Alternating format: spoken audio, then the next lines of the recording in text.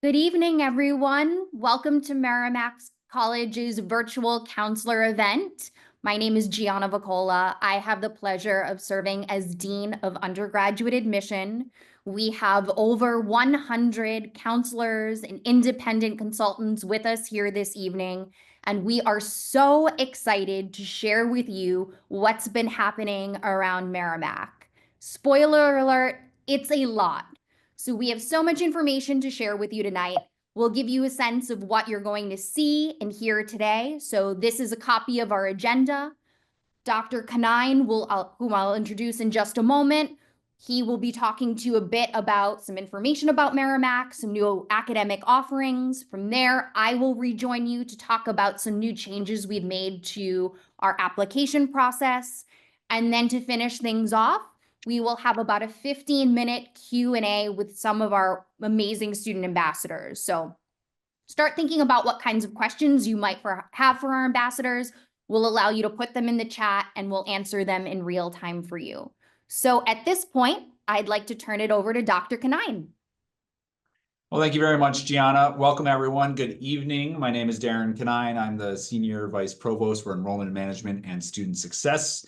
I've been at Merrimack now for over 10 years, and it's been an exciting ride because Merrimack is constantly changing, constantly growing, constantly investing in our student experience with physical changes to campus, academic program enhancements, and ways that we can support our students. So I'm excited to tell you a little bit more because Merrimack is one of the fastest growing schools in the nation because we're constantly adding new things. So we're going to talk about some new academic innovations. We're going to talk about some new programs that we have on campus, some new facilities that will be coming down the line over the next year to two that many of your students will be seeing. And again, make sure you use that Q&A feature throughout. We want this to be interactive. I might answer some of them as we talk through my section, and we have some help as well behind the scenes that can answer your questions. But we want to make sure you leave this knowing what Merrimack is providing to our students, where we're going in the future, and that you have all the questions that you need answered for your students. All right, let's get started with some information about Merrimack. So quickly, just to give everyone a bit of a perspective on Merrimack. Like I said, Merrimack is one of the fastest growing schools in the nation. And over really the last decade, we've grown to be a master's comprehensive university that has over 4,000 undergraduate students across 160 major programs, majors, and combined majors. We'll talk a little bit about interdisciplinary combined majors as well. And frankly, we actually have over 1,800 graduate students as of this fall in about 30 different graduate programs. So we've had a lot of growth there. We have a lot of great opportunities for students who enter into direct entry master's programs coming out of high school, but also great opportunities for students to stick around for as little as 1 year in order to get a master's degree. So we like to talk about both undergraduate and graduate programs to make sure everyone understands the offerings that we offer. Again, our average class size is about 24 students, 14-to-1 student-faculty ratio. As an Augustinian Catholic institution, our community is really important to us. I think you're going to get a chance to see that a little bit later on with our students. We're a personalized institution where you're going to see students, you're going to see faculty and staff across campus throughout your day on campus that know and care about you and want to see you succeed. So it's a great environment to be a part of. So for our 160 programs at the undergraduate level, they are broken out into 5 schools. We have the Girard School of Business, we have the School of Arts and Sciences, our School of Engineering and Computational Sciences, a School of Nursing and Health Sciences, and our School of Education and Social Policy. So again, as students apply, they apply directly into a major, but they end up in one of these 5 schools. So as I said, Merrimack is constantly changing and thinking about how we can enhance the experience for our students.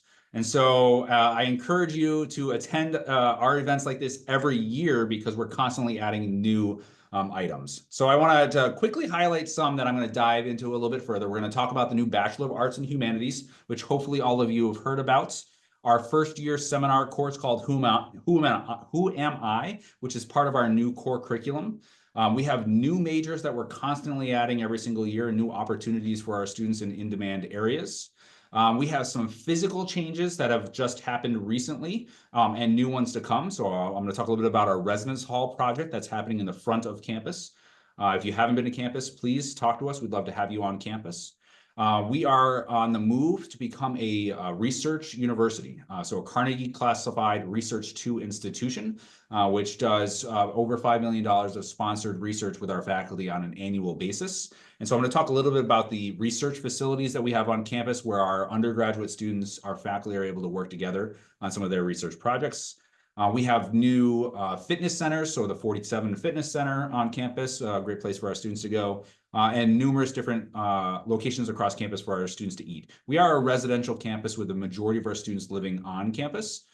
So in addition to that, coming soon, in addition to those residence halls that are currently under construction, we will be breaking ground on a new academic lecture hall sometime in the next 15 to 20 days. So we're excited about that. And like I said, the R2 Carnegie classification is something that we're driving to that both supports our undergraduate students with a potential interest in research, but also as we continue to attract more and more new faculty that are research focused, both teaching and research focused. So we're going to dive a little bit further into a number of those things that I just talked about. So first, I hope that you've all had a chance to learn a little bit more about our new program called the Bachelor of Arts and Humanities. And for many of you, I'm sure you're hearing in the news like I am, that many institutions are de-investing in the liberal arts, in the humanities programs. They're looking at their budgets and they're saying that these programs, they're just not bringing in the enrollment, so they're deciding to cut them. That's not the way to go about it. There is a lot of value in liberal arts and humanities programs, and our faculty took an innovative approach to think about how they could redefine what it means to be in the traditional liberal arts programs and aligning them with an interdisciplinary curriculum that helps them with essential skills that employers are looking for, but also provides a program that can meet the students' needs at a cost that is pretty close to that of most public institutions.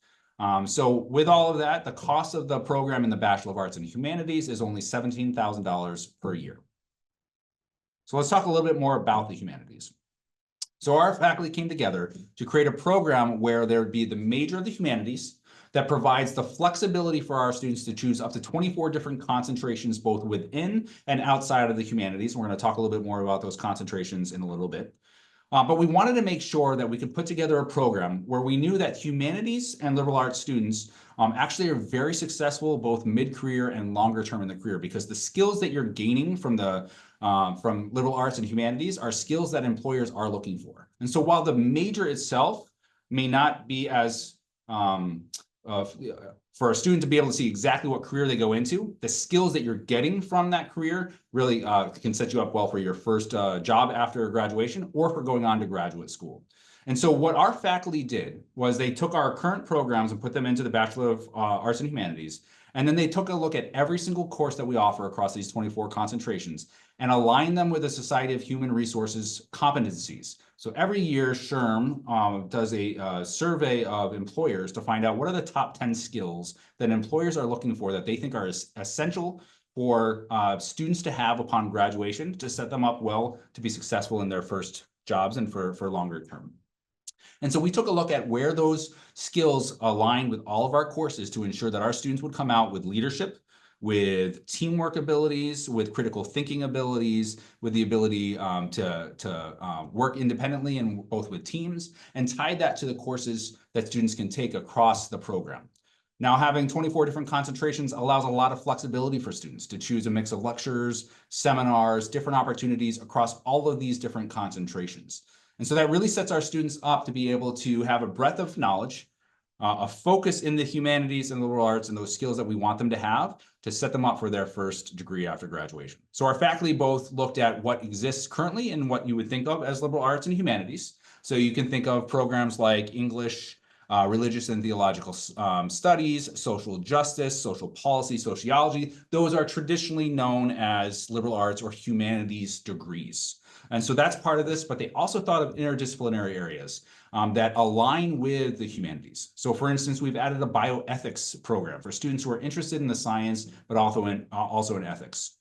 We added our pre-professional programs. Oh, if you want to just go back for a second, we added our pre-professional programs into this curriculum as well, so that students who want to go on to pre-dental school, pre-law, or pre-medicine have a different track than just going into biology or the health sciences to prepare them for that. We actually see that a number of medical schools like to see students who have a different background. So what these pre-professional programs do is ensure that they have the course prerequisites that they need to apply into the graduate law or medicine fields and dental fields, but has that creativity, that critical thought that can set some students apart as they're applying into those graduate programs. So a lot of options here. In addition to the concentration, students can still customize their experience by being a part of the Warriors at Work co-op program. So at Merrimack, what co-op means is it's a full-time 6-month work experience. But what we do is we embed that program into our curriculum so that our students can still graduate within 4 years by taking in some credits during their co-op experience and a course or two after that as well. We also guarantee internships for all of our students. So that's giving the students an ability to build out the resume, to test out different careers they might be interested in after they complete the humanities program. They can study abroad at our numerous destinations around the world. We have about 30 different locations around the world for short-term and semester-long study abroad. Like I said, they can be a part of research with a number of our faculty. And we're very big on service learning. So giving back to the community, volunteering are all important things that tie back to this program. What students can't do as part of this program, given the price, is that it's a self-contained program. So students cannot double major with programs outside of this. They do have the opportunity of doing sometimes multiple concentrations within the humanities, but the major of humanities will be their only major for their undergraduate degree. Again, this program can set them up to go on to graduate school, both at Merrimack for our +1 programs or for other institutions, or on into their first career after they graduate. Students can be residents on campus. Students can be part of clubs and organizations. We've gotten a lot of these questions at our open houses over the past couple of months. They get to be a full member of the campus overall. It's just this program being self-contained. They have those 24 choices as part of the concentration for $17,000 a year. So now we partner the humanities with our new core curriculum that we launched this fall for all of our students. And as all of you know, a core curriculum is something that's required by accrediting. A lot of institutions, I think, probably struggle with explaining to new prospective students why you have to do a core curriculum. You talk about the breadth of opportunities we want students to have, the courses beyond their major, in order to really help set them up well for their life as a professional, as an adult upon graduation. But what I really enjoy about what our faculty did with our new core curriculum is they've tailored the core curriculum to allow students the choice to complete all their courses on a certain pathway. So students can actually put their core courses together towards a credential, such as a certificate, a concentration, or a minor in over 50 different locations as part of the core curriculum. So not only do they get the breadth that we want them to have across roughly 10 additional courses, but they can concentrate those courses in an area that gives them an additional credential to the major that they have, whether that's the humanities or a different program on campus. And it's really a student-centered curriculum that really focuses on the whole student. So the academic skills they have, the personal growth that they have, helping build their resume, their credentials, so that when they're prepared to go on to their first job or to graduate school, they're confident and ready. And the shared experience that I think really ties this together, that I think is unique to Merrimack, is our first year seminar course called Who Am I?, which our students start out with during their first year on campus. This program goes beyond just a first year seminar of understanding what we offer at Merrimack, the support services, where you go to see your advisor and all of that. But it helps an individual who's transitioning into college think about themselves and reflect on themselves as you're becoming an adult, as you're entering this world, and what it means to be an adult or a fully human person in this world today. So helping to build up their confidence, helping them to think about who they are as an individual and being confident in who that individual is as they're transitioning into college, and allowing them the time to meet new friends, because you're all in the same boat together as you're arriving on campus for your first time. Knowing the resources you have around campus, networking together to have that shared experience to really set you up well to be successful on campus. And I think that's a distinctive feature of our core curriculum that really sets us apart from a lot of other schools, is you're coming in and you're getting that experience to help you become confident in who you are as an individual. So I also mentioned before, we're constantly adding new programs, new majors, new opportunities. For instance, last year we added construction management and we added information technology as new majors at the undergraduate level. But one thing that we've seen that's been very popular among students is not all students are interested in doing double majors where you need to complete the requirements for 2 specific majors. but they are interested in combined areas or interdisciplinary majors that combine areas across our 5 schools. And so what we've done is our faculty came together to think about how we could combine 2 various minors into an interdisciplinary major program that would allow students to have a much more of a breadth of knowledge in 2 disciplines as part of their major, as opposed to just one specific school. And so we're seeing that this is really expanding very fast. A number of the programs here, we're seeing applications are really rising very fast. So for instance, forensic science, which is a combination of psychology and criminal justice, business administration and communication as well. Sport management and communication were very popular choices. Cybersecurity and computer science with business administration that allows the programs to come together and to take the material from multiple different schools to help a student build a program, a major that's really interested for them. In total, right now, we have about 24 of these interdisciplinary combined majors for students to choose from, in addition to all of our majors in the 5 schools. Now, we talked a lot about the new programs that I think we're really excited about, our core curriculum. We talked about the academic experience, which I think is an important piece of course, why you go to college, right? The relationship that you have with your faculty member that you're going to build over the 4 years of your undergraduate degree. But we all know that that's not the only thing that's important. It's also what happens outside of the classroom that you bring into the classroom that really enhances your education overall. And so I want to reiterate that we guarantee internships for all students. So any program, any major, we want to ensure students have that experiential learning opportunity to be able to either observe or work at different companies, corporations, non-for-profit organizations, to be able to take what you learn in the classroom and apply it to the real world to see what you like and what you don't like about your potential careers. What many of you may not know is we also have the co-op program, and I mentioned this a little while ago, but the Warriors at Work co-op program allows students to embed in their 4 years 6 months of full-time work experience. So going beyond an internship to get hired at a company where you're working full-time, getting paid for that work, I think is really important and sets students up to not only build their resume, but also to understand what it means to work in an office setting, to dress professionally for that office, to be on time to do a job and to do the tasks that you're assigned. But I also think it's extremely valuable for our students who are thinking about multiple different careers to test it out before they enter the job market themselves. So the Warriors at Work program, co-op is available for all of our students, but we do admit students through the admission process into the Warriors at Work program for about 20 of our majors. And they're great opportunities to really plan out your 4 years, to know that during your junior year, from July through December or January through June, or maybe the fall of your senior year, that you're going to get that full-time work experience.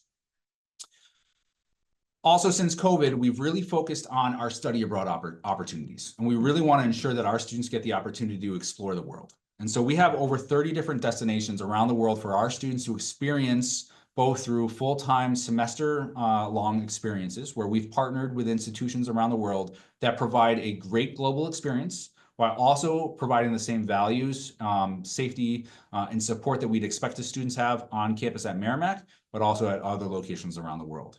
We've also enhanced our faculty-led opportunities where faculty are embedding into their courses, both during the fall or spring semester, maybe 1 to 3 week long trips that might happen over spring break, might happen at the end of the fall semester or at the end of the spring semester, that ties together the material that they learned in the classroom with an experience abroad, which is a great opportunity. But there's another opportunity here, which ties to these first 2 bullet points. We also have a number of international internship opportunities where students who want to gain that global experience of working for a global corporation or working in a different country to be able to gain that experience as well. So study abroad isn't just about the academic experience of being on a different campus and a different location, but also how that might tie into your own job or your own future of what you're thinking about for your career. So I think those 3 things, along with service learning, which is a big component of being an Augustinian Catholic institution, giving back to our community, volunteering in our community, and supporting them is an important piece of experiential learning. Beyond that, outside the classroom, we continue to invest in our Division I athletic programs. We announced this past year that we've moved to the Metro Atlantic Athletic Conference, the MAC, which we're really excited about as we move into that and have started the season now. So for instance, right around Thanksgiving, our hockey team will be going to Belfast, Ireland to compete in the Friendship 4 with Notre Dame, Boston College, and I believe BU. Our men's basketball program will be traveling out to play against Rutgers, Stanford, St. Mary's, some big name basketball programs. And it's a great atmosphere if students enjoy athletics around football, basketball, hockey. We have 28 total Division I sports. Now, I also like to point out that we also have a large arts and theater productions that are on campus too. So if students aren't necessarily interested in athletics, there's a lot of great opportunities for students beyond that through our clubs. There are intramural programs. I don't want to forget to mention that we have a marching band. We're always looking for students who are joining that, about a 100-person marching band overall. So there's about 70 different clubs and organizations, intramural opportunities beyond just the Division I athletics for our students to get involved in outside of the classroom. Now, I talked a little bit before about how Merrimack is continuing to grow and change as a Research 2 institution. So we have committed to hiring between 5 and 10 new faculty per year for the last 10 years. And many of those faculty are research faculty. And the reason why we pursue becoming a Research 2 institution, many of you may know of the Research 1s, which are the large public flagship institutions that do high amounts of research. And that's not exactly where we want to go. We see R2 as a sweet spot between our faculty who are very invested in the research that they're doing, but are also exceptional teachers in the classroom. And so they're bringing their experiences of what they're doing with sponsored research from the NSF, from NIH, from outside sources and foundations and donors into the classroom, but also taking our students who are interested in research and bringing them out of it. So here you can see an example. On the upper right-hand corner is Dr. Lena Barath, who is working on microbiology, cellular biology. And I tell you, I'm not a biologist, but I am really interested in her research because she's focused on how cells age and how to reverse the aging at the cellular level of an individual. And so her work here, as you see with Evelyn, who is a junior, was working within her lab on campus. And Evelyn, who's an undergraduate student, was able to work with her, publish with her, and she was able to go to a research symposium last year to be able to talk and present on the research that she did with Dr. Lena Barath. So it's a great opportunity for our faculty to continue to build relationships with students beyond just the academic classroom, but also in the areas of STEM, education, business, and all of those areas. Just this past year, we opened 2 new research facilities. So in one of our buildings on campus, we received a grant from the Mass Life Sciences to build a Mass Life Sciences research facility, which is a facility for biology, chemistry students to be able to use state-of-the-art technology in order to understand chemistry, biology, and prepare for research. And the point of that program was that freshmen and sophomores can use the Mass Life Sciences to learn on the technology that researchers are using, and then can actually come down to the shared instrumentation and research facility, a new $5 million research facility that was open for our faculty, and actually become research fellows with faculty members in that state-of-the-art facility. So a big investment in the opportunities for students to do research with faculty members across all 5 of our schools. So beyond everything else, we've talked a lot. We've talked about a lot of different things on campus, and we want to make sure that if you have questions, we can answer them. But we also want to make sure that you understand that when we admit students to Merrimack, we're going to support them. We want to make sure that they're successful both academically, personally, and professionally. So the Academic Success Center houses our math and writing tutoring center. It houses our support services and academic coaches for all students who might need support. And every student will need support at some point during their college experience. And the ASC is there in order to make sure that they have the support to understand the material that they need to be successful in their classrooms. The Academic Success Center is also home to our Compass program. If you don't know about our Compass program, it is a program for students who are a great fit for Merrimack, but maybe be on the lower academic side of the profile of students that we're looking for Merrimack. And it helps them during that transition during their first year into Merrimack College by providing the support services with academic faculty that help them understand how to manage their time, how to take professional notes in a class, and be successful in the classroom setting.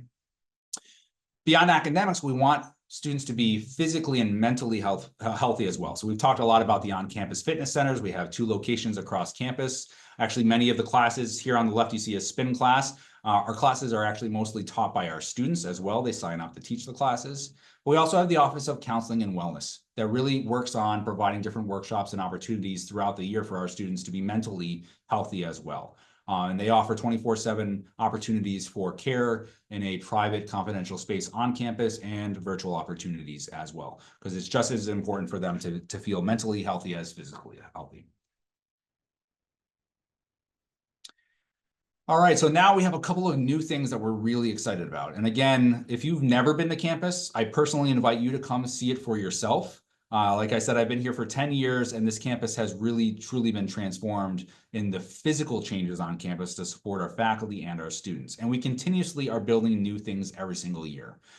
So we are building this new state-of-the-art academic space, this new lecture hall that you will, if you know the area, we have a main road that runs right by campus, and we have a lot right there where we're going to be adding this two-story lecture facility with about 6 classrooms in it to add additional active pedagogy space for our classrooms.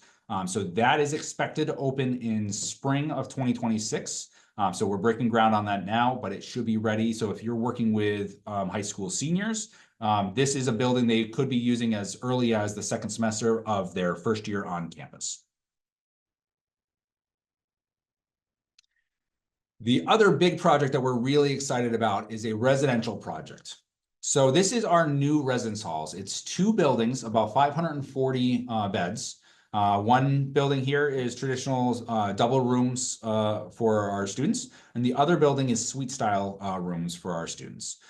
We, as I said, are a residential campus, and we do not require students to live on campus. What we do encourage, and we expect it when the vast majority of our students do choose to live on campus. And we want that community feel to be 24/7, living on campus, being on campus, and being a part of all the activities that we have. So not only will this be new residence hall space, but it will house our honors program. So the new honors pavilion will be located here, a fitness center, as well as potentially some classroom space. So it is truly multi-purpose, and it helps extend our campus and provide more opportunities for our students. So this is already, they're starting to build the buildings right now. You can see it out front of our main entrance to the campus. And we expect this to be ready and open for September for the fall of 2026.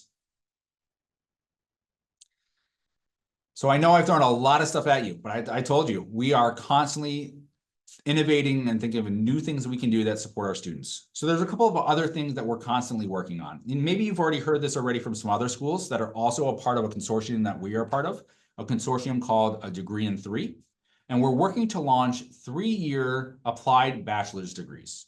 And when I say 3 years, I mean completing 96 credits in 3 years, not accelerating a 4-year program in 3 years. And so this is very common around the world. The Bologna process in Europe, Indian universities, other universities around the world, bachelor's degrees tend to be 3 years. And frankly, we take a look at our programs, and we have great programs, 160 of them across our undergraduate programs. And we can say you're going to get the depth of content that you need in your major. We can say that you're going to have an exceptional core curriculum that's going to prepare you for the world ahead to be successful. But what we always struggle with, and I think a lot of schools do, is you still have 40 other credits that we encourage you to take electives of whatever you want. And some students choose to use that time to double major, and they still should, right? That's why we have 4-year degrees. But for some students, when it comes to affordability, or because they know exactly what they want to study, they want to be able to focus on the depth of content they need in their major, the core curriculum that they need to be able to be successful in life, and complete those programs and graduate within 3 years. And we think that would be a great opportunity for the future. So we have been approved by NECHI, our accreditors, to launch pilot programs in some 3-year degree areas. And right now we're just pending approval from the Commonwealth of Massachusetts to launch these. I don't anticipate that these will open this year. Maybe I'm wrong. I hope I'm wrong. But they will most likely open for next year. So we're really excited about this opportunity to enhance the areas of education for students who might be interested in 3-year degrees. We also launched a nursing program in 2019, and we continue to expand that. And that's already become one of the best known nursing programs in the area. We usually bring in about 120 to 125 nursing students per first year class, but we are introducing transfer opportunities. So if any of you are working at community colleges or with college-age students who are looking to transfer into a nursing program, we are starting to add that slowly over the next couple of months as we are updating our curriculum for nursing, now that we're in our 5th year of the program, to introduce some transfer opportunities. So if you know of students who are interested in switching into nursing, please have them reach out to us, and we're happy to talk to them about that pathway. Construction management is big. There are not a lot of programs in New England. I believe we were the fourth one when we launched it last year, and that continues to expand. And the construction market in New England and around the Boston area is robust. And it's a great field for students who are interested in construction management. So we're continuing to expand the work in that area. And we're also progressing towards an architecture degree that I expect sometime in the next year or so, we'll be able to launch a program in that. So then we'll really have the suite of opportunities in engineering and computational sciences, from mechanical, electrical, computer engineering on one side, to the computational sciences and IT, to construction management and architecture on the other side. So they're really a full suite of those opportunities for individuals related to STEM, and continue to expand all those engineering and computer science opportunities. On the graduate level, we continue to move. We will most likely be announcing the launch of our online MBA program at the end of this semester, in December or January at latest. We are adding a master's in speech language learning, which we also will be debuting sometime in the next year. And we will be launching doctoral degrees. Again, as we move towards becoming a research institution, we were looking at what are the areas where we can make an impact on research. Most likely that will start with an educational doctorate for school leadership. So that will be exciting to come over the next few years. And the world is changing around computational sciences. And so we've had a number of research hires over the last couple of years that have really been focused on artificial intelligence. And as you might have noticed, we have one of our concentrations in the humanities program is the Applied Artificial Intelligence program concentration. And we're also adding a new track in cybersecurity to our data science program at the master's level. And we continue to support our institution by hiring new faculty, expanding the opportunities for our students to learn from the best faculty, good teaching faculty that are going to be great in the classroom, but also who are focused on research and bringing students into their research as well. So a lot of things that are constantly happening at Merrimack.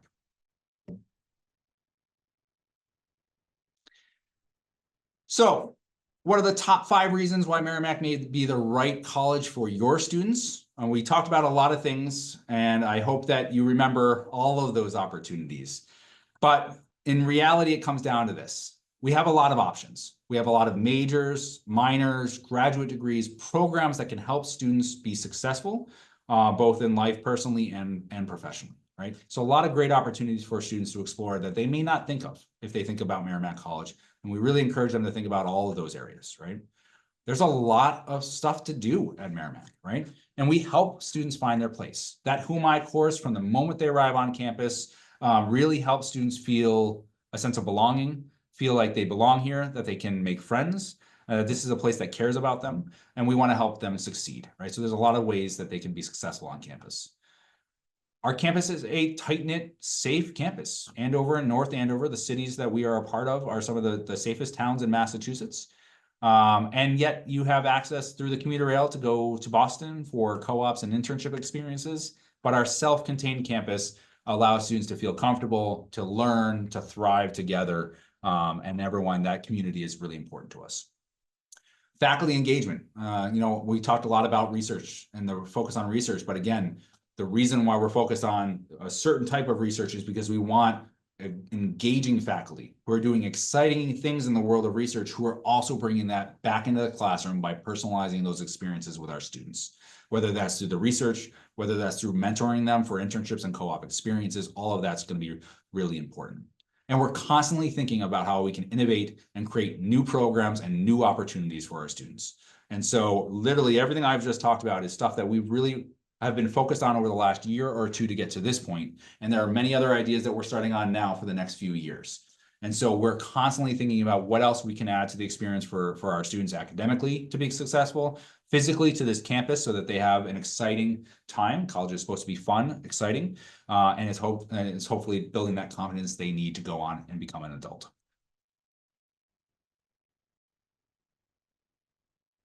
Thank you so much, Dr. Kanine. We appreciate Thank you. your time.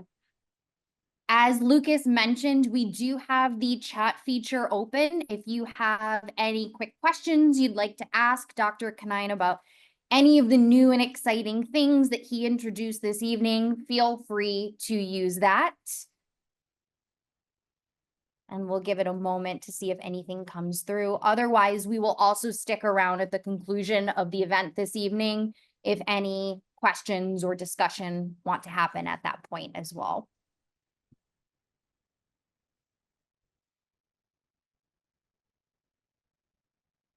Okay. Well, it looks like they're letting you off the hook pretty easy tonight, but they may have questions later, so stay tuned. So Thank you very much. I'll be around later if you have any questions. Thanks. thanks. So I'd like to segue into the Merrimack Advantage and introduce to you our application process and the ways that we're also innovating on that front as well. We're going to start by discussing our first year application deadlines. We've tried some things in the past, and with some great feedback from you, our counselor partners, prospective students, their families, and watching what market trends are dictating, what we're understanding more and more is that students need choice and they need flexibility. Not every student is on the same linear path. So what that means to us is we need to be available to students when they're ready to start the college search process. And that might mean that deadlines are different for every single student. So we went back to the drawing board this year and we thought about what would make sense to make sure that Merrimack is accessible on all fronts to all students that may be considering us. So we decided to open up a lot of different avenues for students to apply to Merrimack. So you'll see here our decision plans for the upcoming cycle. We're offering early decision 1 and 2, early action 1 and 2, regular decision, and then we will segue into rolling admission to be available to students who might add Merrimack later to their list. So we're aiming to get our admission decisions for early decision 1 and early action 2 out before the Christmas holiday. And in that, we will also include merit scholarship for our students as well. Fingers crossed, if the FAFSA opens on December 1st, like we're being told it will, we're hoping to get some of our first initial packages out as well, but we're monitoring that situation quite closely. We also have a webinar for our prospective students and their families quite early on in December to be able to communicate updates in real time to our students and families about when they can expect their financial aid packages for Merrimack. So please feel free to use this. We will be sending this out later too. If we visited your schools this year, you might have a copy of our travel piece in your office with this chart in it already. But we really encourage students to find a plan that really fits them. If you have a nursing student that you're working with, you might want to advise that student to apply early. As Dr. Kanine mentioned, we have a limited number of nursing spaces, and that will give that nursing student an added advantage of being amongst the first pool of applicants reviewed for those limited spaces. If you have a student that you know meets the Merrimack profile, they are an AB student, they're a solid student, they're involved in their high school community, or they've got hobbies, interests, part-time job, community service, you know that's the type of student that Merrimack would want to invite into their community, then, by all means, recommend to your student applying early would be a good fit for them. But as Dr. Kanine mentioned, we also have a program that supports students that show promise and potential, but for whatever reason may not have had the ability to do so consistently in high school. Perhaps there was an illness or something tragic happened that impacted their grades, and maybe they got off to a slower start freshman year because of the pandemic. If that student is maybe a B or C student, has a combination of both of those, but is having an amazing senior year, you might want to advise that student to consider applying to Merrimack either early action 2 or regular decision so that we are able to consider their senior grades. We are also open to having a lot of conversations about what makes sense to students and what we might think would be the best course of action for them, given their unique circumstance. But taking a look at what we do consider, our philosophy is that we want to learn about our applicants, their goals, their interests, and why they're a great fit to join our community. But what we're also realizing is that looks different for every student. So we've again gone back to the drawing board and we've thought to ourselves, the college process, the application process has looked very much the same for very many years. But what we're realizing more and more, again, is that student choice, student voice is really important in the process. So what we've done is we've gone back and we've looked at historical data, how students have done while they're at Merrimack, and we've kind of laser focused on what were those indicators of success. The number one thing that stood out to us time and time again was the academic performance of that student over time. So we're really looking quite closely at grades. So that would be academic achievement. We're looking at strength of curriculum. Are students challenging themselves with honors, APs, IBs, dual enrollment courses when appropriate? And that's also within the context of their school. And we're looking at trends in grades as well. Do we have a consistent student across the board? Were there dips and valleys anywhere? Those are the things that we're really focused on. Outside of that, students have a lot of autonomy and voice in the process. So we've made some things optional this year that many other schools have not. We've decided to move forward and make the essay optional and letters of recommendation optional as well. The reason that we're doing that is we're realizing more and more that students have atypical high school experiences. Some students switch between high schools, or maybe some students are homeschooled. They may not have had the opportunity to build relationships with their teachers in high schools, and that teacher might not have that relationship to be able to get that letter of recommendation that they may have wanted. Or perhaps there are one or two teachers that are getting absolutely inundated with requests for letters, and they're not able to accommodate every student that asks for one.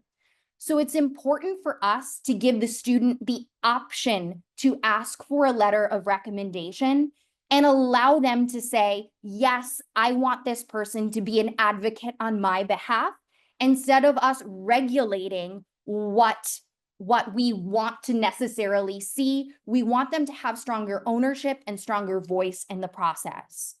Same with the essay. We are hearing more and more about how burdensome college essays have become.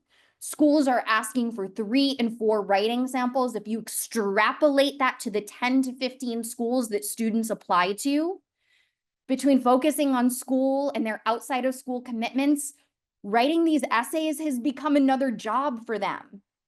We also know that there's the introduction of ChatGPT as well and AI that is impacting the essay writing process.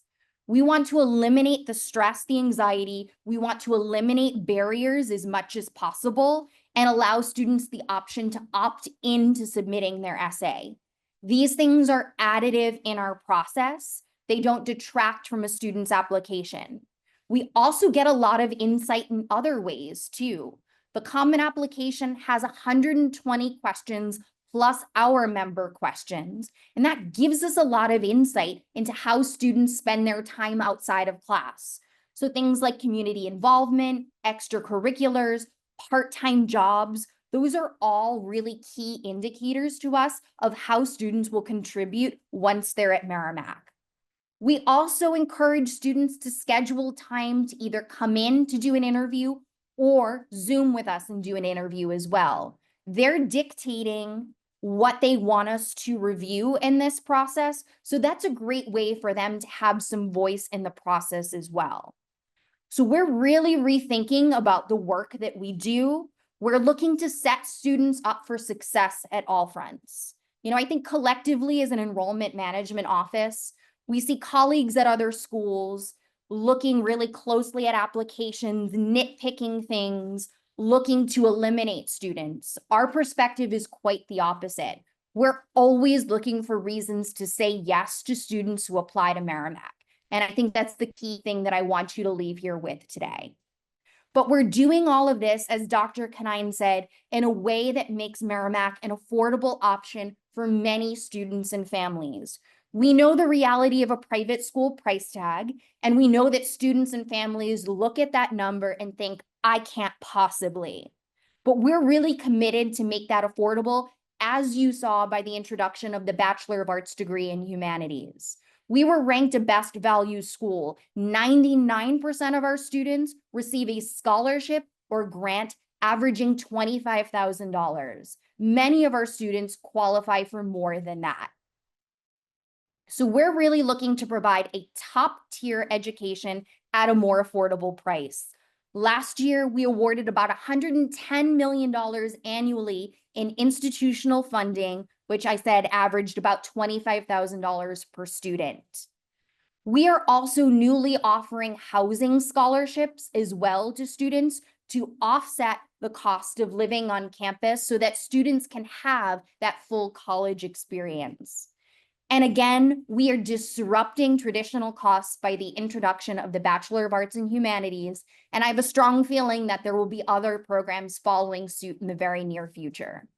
So we are here to support you. We are here to support your students.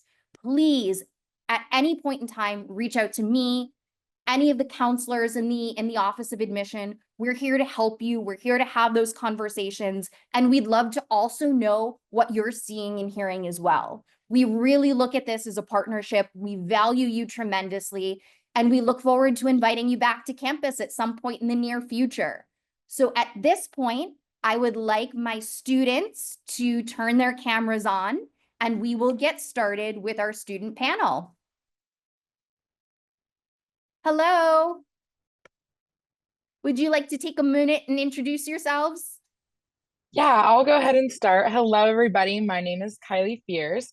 I'm a sophomore from Cincinnati, Ohio. I'm double majoring in biology and neuroscience, and I have minors in psychology, chemistry, and science and religion. Aside from being a part of our ambassador program here on campus, I'm involved with our women's basketball team, our honors program, a couple other clubs on campus, as well as I'm a research assistant for one of our neuroscience labs here on campus. Great, I'll follow you up. My name is Matthew Dacey, and I'm a senior here at Merrimack. So this is my last year, sadly. But I am a biochemistry major with minors in forensic science and management. And besides kind of being part of our ambassador program as well, I am part of a few other things on campus, such as resident advisor. I'm an office assistant for the office as well, on the student conduct board, and do a few little odd jobs on campus. Hi everyone, my name's Molly. I'm a sophomore. Oh my gosh, I'm a senior here. I'm originally from Townsend, Massachusetts, but I'm studying psychology, and then I have double minors in business and gender studies. Besides being part of the ambassador team, I'm also very involved with the honors program. I'm the president of one of our clubs on campus, and I work in the Office of Student Involvement. You all so much for joining us tonight. So I'm really excited for our audience to get to know you a little bit better and hear about your experience at Merrimack. But while they're thinking about their questions, and folks, please feel free to enter your questions into the Q&A. We will be monitoring that. I want you to get your questions answered from our amazing students.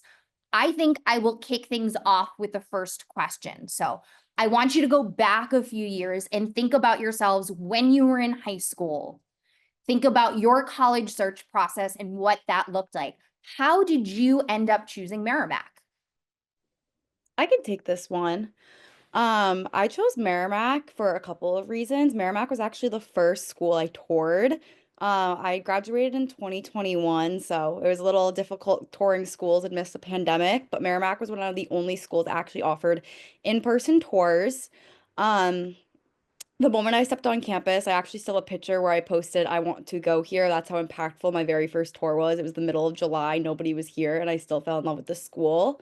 But other than that, the entire process of applying and just being a prospective student, Merrimack was one of the only schools that continuously reached out to me, called me. My admission counselor would write me like handwritten letters asking if I needed anything, telling me how much they appreciated my essay that I had to write then. And then I actually came to an admitted students day, and it was actually my first event that I attended for a college. And the impact that Merrimack had, the feeling of stepping on campus is what made me want to come here. It was so organized during the pandemic that I was like, I can't imagine what it's like when there's not a pandemic going on. And I just felt so supported the entire process. Kylie or Matthew, would you want to add in anything else? Absolutely, I'll follow it up.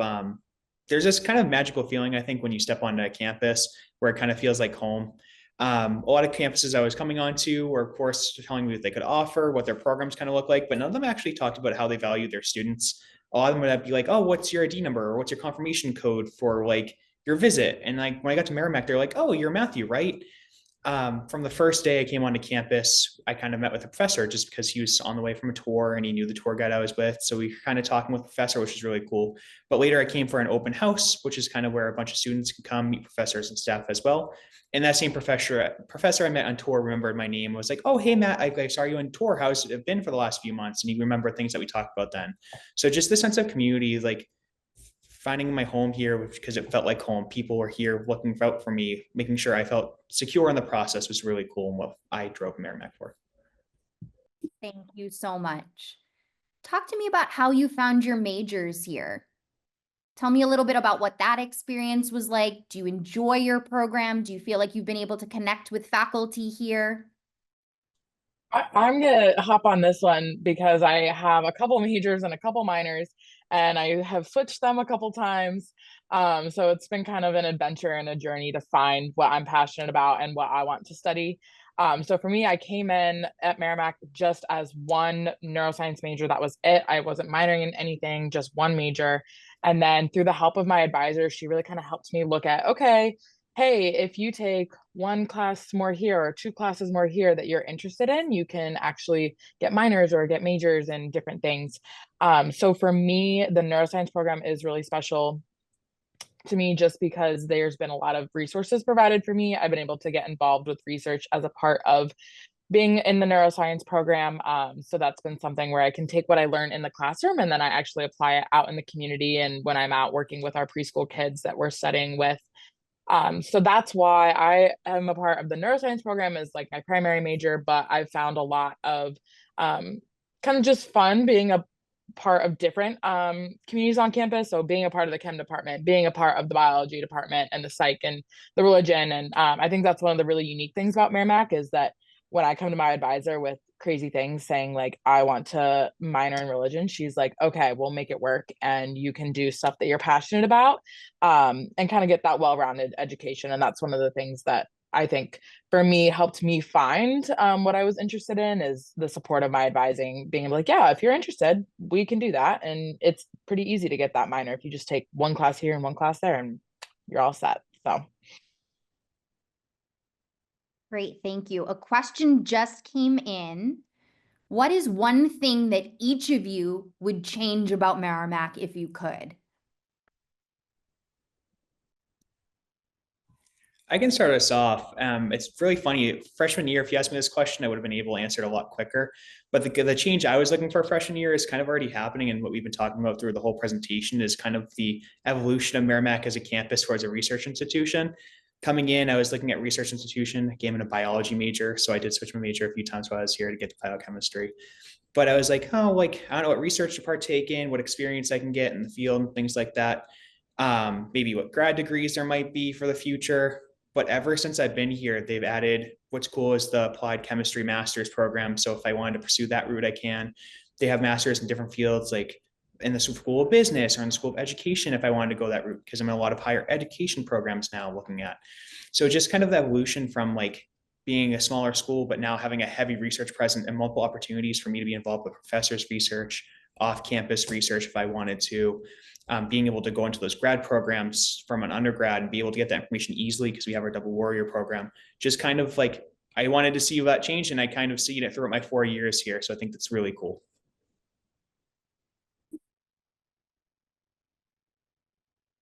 I can go next. I don't This one, I've been asked this a couple times on tour, and like the first thing that always pops in my head is I wish I was able to pick up Merrimack and like move it closer to my family.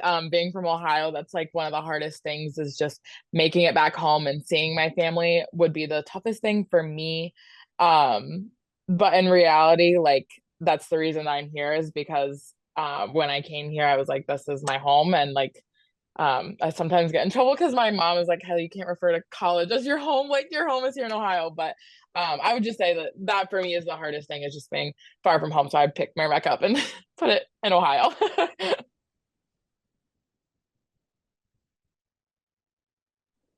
I think Matt answered it perfectly too. Like, I've had the privilege my 4 years of watching Merrimack grow into such an amazing school, and it's continuing to grow even after I graduate in May. One of the changes I was looking for was the honors pavilion that's coming. As a member of the honors program, I utilize our current honors space so often, and I want to say we have about 500 honors students currently, so sometimes it does get a little bit crowded. But that's one change that I'm so excited to see for future honors students, is that audition of the new honors pavilion. Great. Thank you all so much. What are some of your favorite activities to do on or off campus, and how do you spend your weekends?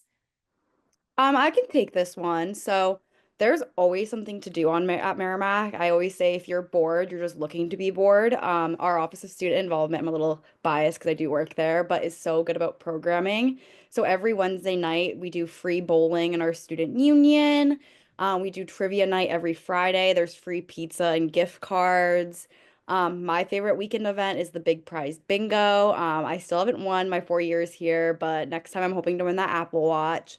But off campus, Dr. Kona had said it's such a safe city that me and my roommate love to walk downtown Andover. It's about a 30-minute walk. There's a lot of local restaurants, small businesses. Um, the best pizza place I think in the state is there, Auto Pizza. It is my favorite pizza ever. So I love to go to Auto's, grab a pizza with my friends, and then take a nice walk back to campus. But yeah, I stay occupied, I stay busy. Wonderful.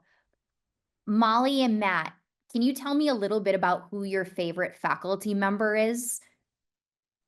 I'll Um, start us off with that. Oh, I'll start us off. Dr. Preventure is actually, what's really cool is he was a professor that remembered my name when I was on tour. He actually became my advisor. So he's my direct school advisor to help me through my major. And he was actually my first professor I had for a chemistry class. So all around, he's everywhere. But from day one, he was always available to answer questions. And his office hours, which really funny, is he had questions on exams, like what his office hours were, and nobody knew the answer to the question because he has an open door policy. So he's always in the building, his door is always open, and he's always loves students coming in, even during lunchtime, eat lunch with them, ask questions generally. So like they're always willing to answer your questions. He'll answer emails till like 11 o'clock at night, making sure you have what you need if you need it. But also he went above and beyond to help me find my internships on campus, which is really cool. I never saw myself getting an off-campus internship as a sophomore because most of the experience incoming internships and jobs they're looking for are kind of advanced materials that you learn. So maybe end of junior, beginning end of senior years, what typically chem students get internships. But my sophomore year, he knew I was excelling in my class. He knew I knew the material and helped me find an experience through a coworker of his that he used to have during his master's program. So he connected me with that individual where I got my internship. So Dr. Preventure helped me along, one, feel comfortable on campus, get involved through campus, but also help me find those internships off campus, which is really cool. Mine is hands down Dr. Deborah Michaels in the Humanities and Gender Studies department. I cannot speak more highly of her. She's my all-time favorite professor, human being. I've taken 3 classes with her. I'm taking a 4th one in the spring.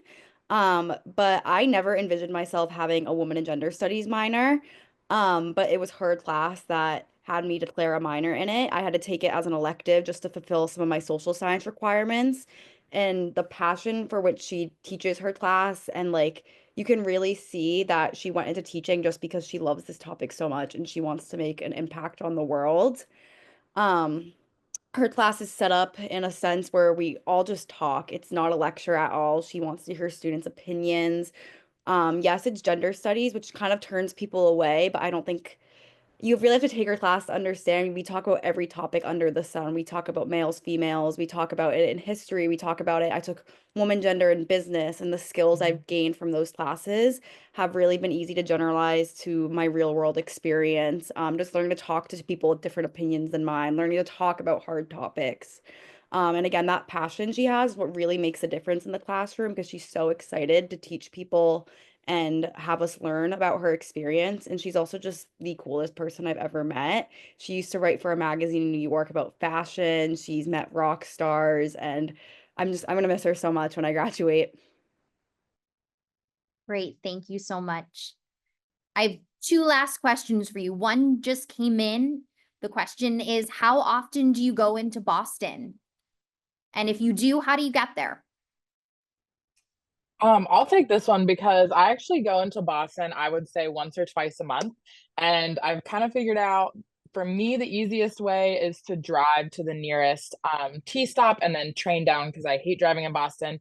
But I also have taken the commuter rail multiple times, which is either walking distance or the shuttle will take you there. It's like maybe a mile from campus. And I like being close to Boston because I can go down for concerts or a Red Sox game or dinner. My friends are down there like quite literally tonight. And so it's just super convenient, but you are not feeling like you're in the city at all. Like we're not in Boston. So it's accessible, easy to get down there. And then you can leave. You can go back to the nice, safe Merrimack campus. But I would say it depends student to student. Some students don't go at all, and some students go once a week, once every other week. So I feel like it just depends on the student. Thank you. And my last question is for each one of you. What is your favorite Merrimack tradition? Mine is definitely the Light and Hope ceremony. This is our big tree lighting ceremony. We usually do it the first week of December. So in addition to our Father Ray giving an opening prayer and our a cappella group singing and lighting the big Christmas tree, they do a big open skate, which is free for all students. They have the best food of the year. Last year they had a gourmet grilled cheese bar and a sushi bar. There's Christmas cookie decorating. It's just so much fun. It really puts you in the Christmas spirit. This year I actually volunteered to be Mrs. Claus for it, so I'm looking forward to that. But yeah, that's hands down my favorite event. I'll follow it up. Usually, I always used to say spring weekend because it's when our concert is. But actually, after this year, I'm going to say homecoming. My parents actually made it for the first ever Merrimack game they had this year. So I got my family to come up. They had the night in my dorm, not a night, but they came more early in the morning, hang out in my dorm, which is really cool, having them be in my space for once. It's always interesting having your parents in your space versus you being in theirs. But it was kind of a fun experience to have that happen. And then there was lots of food around. So there's food trucks, tailgating. I got to meet my parents, my friends' parents. My parents got to meet my friends, which is kind of cool having worlds collide and having all those families around.